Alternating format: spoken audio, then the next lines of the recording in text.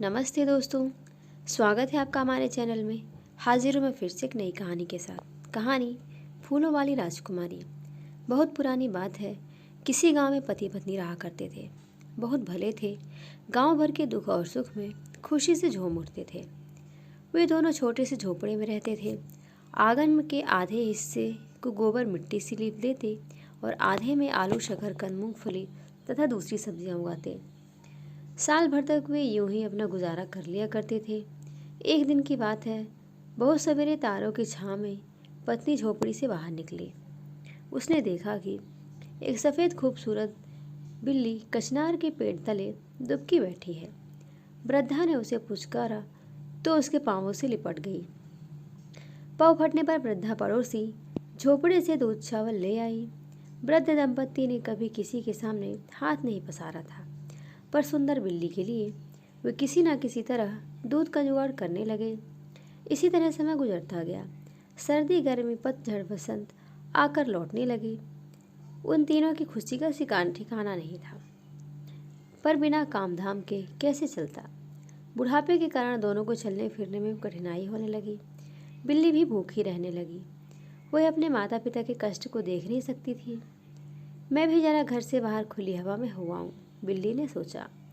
गली के कुत्तों और दूसरे जानवरों से बचती बचाती वह घने जंगल में जा पहुंची। उसने झरने का ताज़ा जल पिया और देखते ही देखते सुंदर कन्या में बदल गई। वह अपने माता पिता के घर पहुंची। बोली, अब मैं आपकी सेवा करूंगी। उन दोनों को कुछ समझ में नहीं आया। अपना पेट भरना मुश्किल हो गया है, अब इस तीसरे प्राणी का क्या होगा। वे दोनों सोच में डूब गए। बिल्ली के एकाएक गायब हो जाने से वे भी परेशान थे। वह कन्या जहाँ जहाँ जाती आंगन में फूल झड़ने लगते। फूलों की डलियां लिए वह बाजार जाती। फूल बेचकर पैसों से खाने पीने का सामान खरीदती और शाम को घर लौट आती। इसी तरह तीन प्राणियों के परिवार की दशा धीरे धीरे सुधरने लगी। इसने सुंदर फूल गांव भर में कहीं नहीं थे। मज़े की बात यह थी कि बिना बीज खाद पानी के फूलों की खेती हुआ करती थी। बेटी तू कौन है, कहाँ से आई है? वृद्धा पति पत्नी पूछते।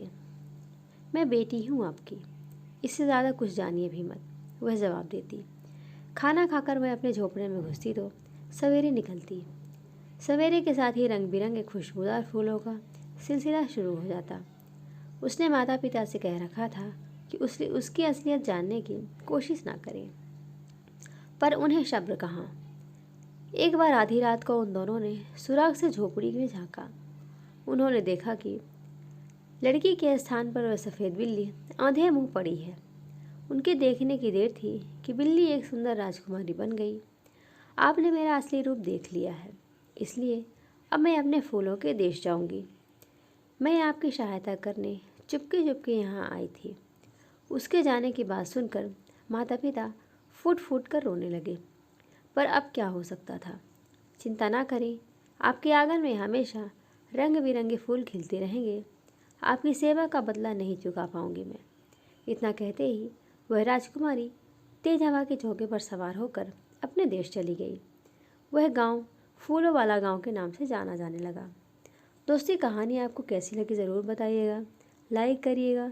चैनल पर नए हैं तो चैनल को सब्सक्राइब करिएगा। धन्यवाद।